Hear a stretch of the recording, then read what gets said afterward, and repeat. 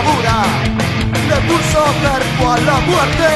Una audición al servicio de las luchas populares, por el camino del enfrentamiento contra toda política antipopular y conciliadora, por la unidad para luchar por la revolución y el socialismo. Buenas oyentes de Voces de Lucha. En el programa de esta semana vamos a hacer un balance del proceso electoral que se dio el último fin de semana de octubre, la primera parte del proceso electoral que se dio el último fin de semana de octubre. En primer lugar, comentar el resultado general de las elecciones, donde el Frente Amplio volvió a ser el sector más votado, el partido más votado, ninguna sorpresa ahí, obteniendo aproximadamente un 43% de los votos, poquito más de 1 millón de votos. Luego los partidos de la coalición actualmente en el gobierno, sumados, obtienen casi un 46%, un poco más de un 46%, una diferencia de un 3% de votos a favor de la coalición actualmente en el gobierno y el Frente Amplio. Una diferencia de unos 90.000 votos, viene a ser en realidad, donde sorpresas no hubo, donde todo se mantuvo más o menos en lo que daban las encuestas, un poquito más baja la votación del Frente Amplio de lo que esperaban la mayoría de los analistas. En el interior de la coalición vota más el Partido Nacional que el Partido Colorado, más allá de toda la campaña mediática de Ojeda. Las encuestas daban más o menos el resultado que se obtuvo.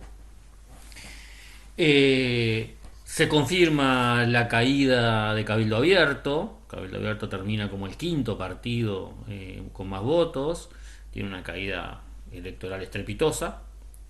Es superado incluso por Salle, el gran invitado de piedra en este resultado electoral. El derrumbe electoral de las propuestas que se planteaban como izquierda, el Frente Amplio, Asamblea Popular en particular, sigue retrocediendo. De haber alcanzado una banca en el 2014, luego pierde casi 10.000 votos en el 2019 y ahora vuelve a perder casi 10.000 votos en este año y termina con poco más de 10.000 votos. El PERI también, otro sector que había tenido en el periodo anterior incluso una banca, cae perdiendo una gran cantidad de votos, queda por fuera de todo. Y ese es el panorama general que se presenta como resultado de las elecciones del domingo 27 de octubre, que como decíamos no sorprende a nadie.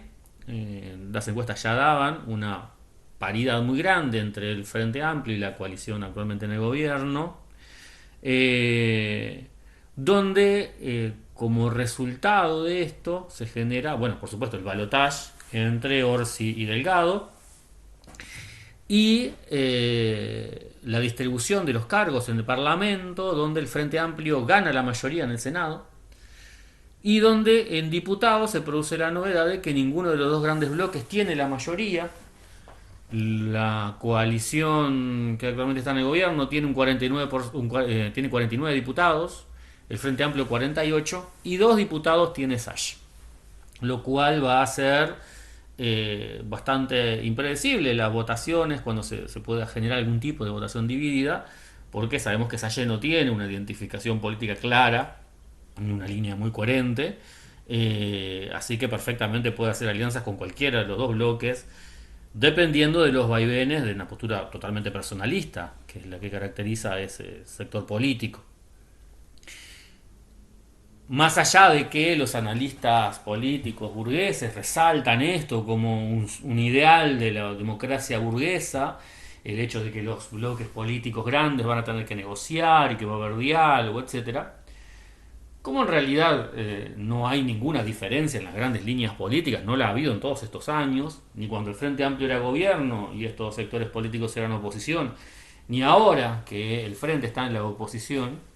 Las leyes del presupuesto son aprobadas sin problemas, las grandes leyes que tienen que ver con defender los intereses del sistema capitalista son aprobados sin ningún problema, las leyes que implican aumentar los niveles de explotación de la clase obrera son aprobados sin ningún problema, las leyes que desarrollan el aparato represivo, etcétera, etcétera, son aprobadas sin ningún problema y eso va a seguir pasando.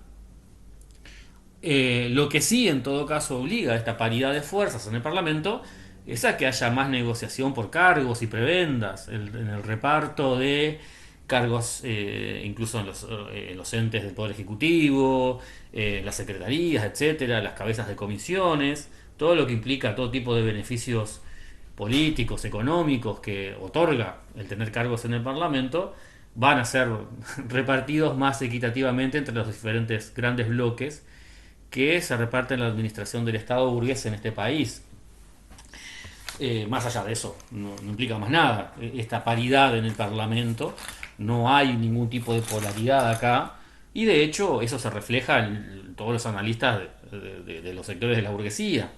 Recientemente, Standard & Poor's, una calificadora de riesgo, un gran organismo financiero internacional, representante directo de la burguesía imperialista, plantea el mantenimiento de la calificación de la deuda uruguaya con 2 puntos por encima del grado inversor, con perspectiva estable, gane quien gane en octubre.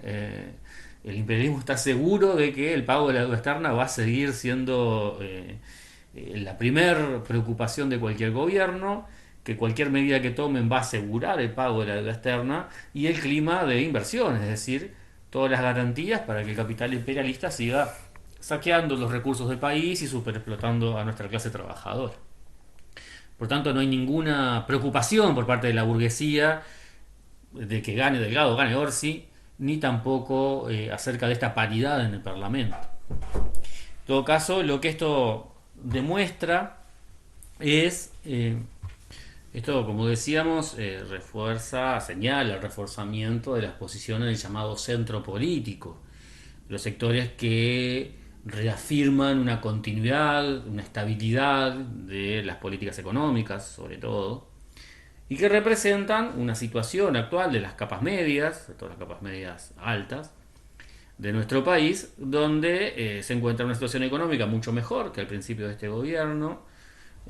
Por ejemplo, para señalar algún indicador, las ventas de autos 0 kilómetros este año vienen marcando récord tras récord cada mes, lo cual señala que las capas medias buscan mantener la situación actual y en ese sentido se vuelcan a opciones que las representan electoralmente ese aspecto, ¿no? El aspecto de del mantenimiento de las políticas actuales, ¿no? Del mantenimiento de una estabilidad más allá de matices o de diferencias en algunos puntos concretos. En ese sentido, no solamente se refuerzan la figura de Orsi, la figura de Delgado, ¿no? Como representantes de ese centro político, no solamente se debilitan posturas identificadas con extremos, como puede ser la izquierda tras Frente Amplista o sectores como Manini y Ríos, sino que también a la interna de cada sector político se refuerzan esas posturas. A la interna del Frente Amplio, la 609, identificada como la derecha frente amplista, el sector que ha fagocitado, si se quiere, al astorismo, fusionándose con el mismo, el sector que tiene los planteos más cercanos a la derecha tradicional dentro del Frente Amplio, arrasó electoralmente a la interna del Frente Amplio. La 609 saca aproximadamente el 40% de los votos dentro del Frente Amplio, y si se suman sus aliados, casi el 70% de los votos frente amplistas son controlados de alguna manera u otra por la 609, que levanta figuras, bueno, como Orsi, como Sánchez, como Blanca Rodríguez, figuras identificadas claramente con esa capa media, alta, que expresa una política de continuidad de las políticas económicas, sociales, etc. Lo mismo pasa a la interna del Partido Nacional y en general es un fenómeno que se da en toda la elección. Hay un informe que señala que de las decenas y decenas de hojas de votación que se presentaron, 10 de esas hojas solamente concentraron la mitad de todos los votos que se emitieron.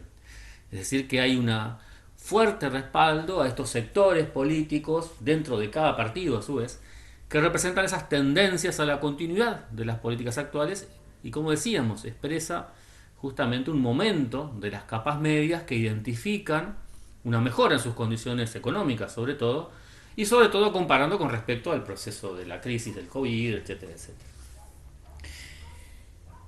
Como decíamos, a la interna del FA arrasó el MPP, a la interna del Partido Nacional vuelve a ganar el sector de la calle Pou con la lista 40, ahí disputándose por poquitos votos la primacía en dicho partido. En el Partido Colorado gana la lista de Bordaberry, incluso ganándole a Ojeda, el candidato, a la lista de Ojeda, el candidato presidencial. Y en los sectores de la izquierda, este frente amplista, Asamblea Popular principalmente, se ve una nueva caída de votos muy fuerte.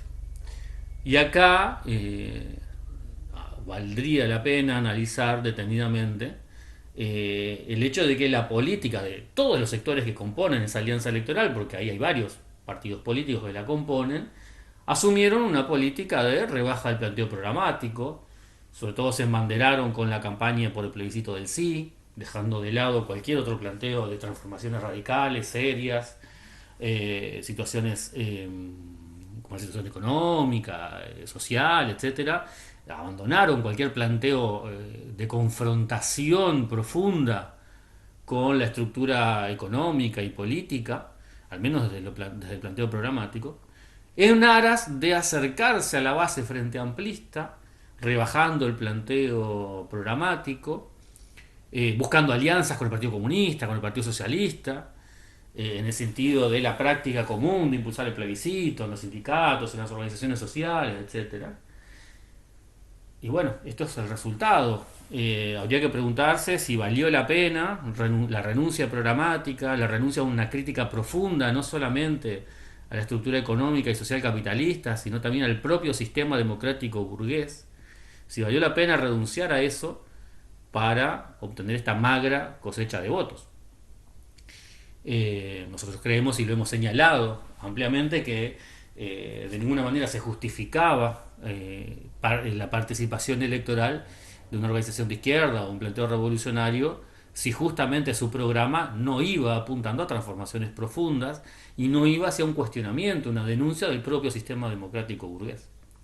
Pues bien, estos sectores que abandonan eso en aras de conseguir algún votito más tienen un fracaso electoral estrepitoso una vez más.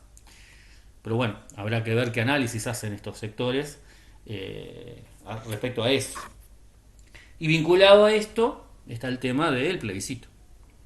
El plebiscito del sí por la seguridad social, que planteaba los 3 puntos señalados desde el acuerdo que se hizo a la interna del PIT-CNT para impulsar la rebaja de la edad jubilatoria de vuelta a los 60 años, para prohibir el sistema de las AFAP y para unificar la jubilación mínima con el salario mínimo. Este plebiscito, que obtiene 960.000 votos, sale negativo. Hay que hacer un balance de esto. Nosotros habíamos señalado repetidamente que no compartíamos esta medida, creíamos que atentaba en contra de justamente enfrentar la reforma de la seguridad social, creíamos que implicaba un sometimiento de la acción del clasismo a la acción de la burocracia sindical, y creíamos además que no tocaba la esencia del sistema, no cuestionaba los aportes patronales, no cuestionaba el hecho de que todo el sistema de seguridad social siguiera dependiendo exclusivamente de los aportes de los trabajadores. Y además de todo, el hecho de volcar la oposición a la reforma jubilatoria en el terreno electoral de la democracia burguesa era elegir el terreno más desfavorable que se podía imaginar para desarrollar esa oposición. Pues bien, lo que se transformó en una derrota, en primer lugar hay que señalar eso, el plebiscito por la reforma de la seguridad social fue derrotado. El plantear una derrota como victoria es el mejor camino para repetir las derrotas. Hay que asumir que el plebiscito fue una derrota, fue derrotado, y hay que analizar las causas de la derrota y ver cómo se avanza. En primer lugar, la derrota del plebiscito de la seguridad social lo que tiene como consecuencia es que se reafirma justamente políticamente la reforma que se llevó adelante el gobierno. Lo que se logró con esto fue, al igual que cuando se hizo el plebiscito por la ley de caducidad, es reafirmar la ley vigente, reafirmarla con el voto popular. Lo que se logra es reafirmar con el voto popular el aumento de la edad jubilatoria, lo que se logra reafirmar con la voluntad popular es el sistema de las AFAP. O sea, el respaldo político a todo eso es lo que se logra con la derrota de este plebiscito. Se reafirmó una política de alianzas con la burocracia sindical. La cara visible de todo esto siempre fue el Partido Comunista, si acaso el único sector que pudo capitalizar algo electoralmente incluso. Porque aquellos sectores de la izquierda que apostaron a capitalizar electoralmente la votación del sí, tuvieron un rotundo fracaso. El único sector de los que impulsaron el plebiscito, que captó votos, fue el Partido Comunista. Después, incluso a la interna del Frente Amplio, la mayoría de los que votaron el plebiscito votaron al MPP. O sea que, incluso desde ese punto de vista muy limitado, se puede cuestionar ampliamente el hecho de cuán avance de conciencia había en el hecho de votar el sí. Los balances que hemos visto acerca de los impulsores del plebiscito culpan al pueblo, hablan de que el pueblo no quiso votar el aumento de los jubilados más pobres, que no quiso el pueblo acabar con los AFAP, que no quiso el pueblo disminuir la edad jubilatoria.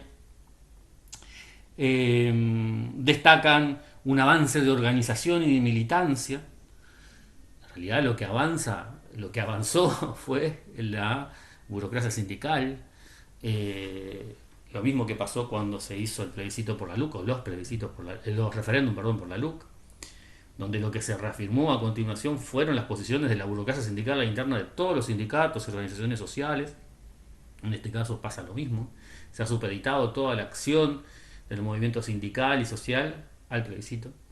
De hecho, lo reconocía hace poco el propio José López, burócrata sindical del PCNT, quien decía, que el hecho de impulsar el plebiscito había dejado de lado la lucha por salario, por condiciones de trabajo, etcétera, etcétera. Le faltó decir que estaban muy contentos por eso, porque justamente son los temas que la burocracia sindical Frente Amplista no quiere discutir. Pues bien, desde el clasismo se impulsó exactamente la misma línea. Se dejaron de lado otros reclamos para centrar todas las fuerzas, escasísimas, en apoyar a la burocracia sindical en esto.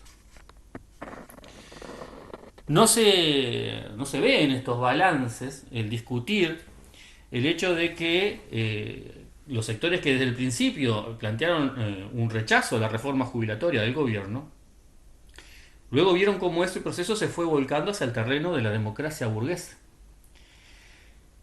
No hay un terreno más desfavorable para la lucha de la clase obrera que el terreno de la democracia burguesa. Ahora resulta que cuando se hacen los análisis se descubre que todo el sistema político, con todos sus recursos publicitarios, de manejo de la opinión pública, etcétera, etcétera, estaba en contra. ¿Acaso cuando se decidió encauzar el descontento popular con la reforma de la seguridad social hacia el terreno de la votación, no se sabía eso?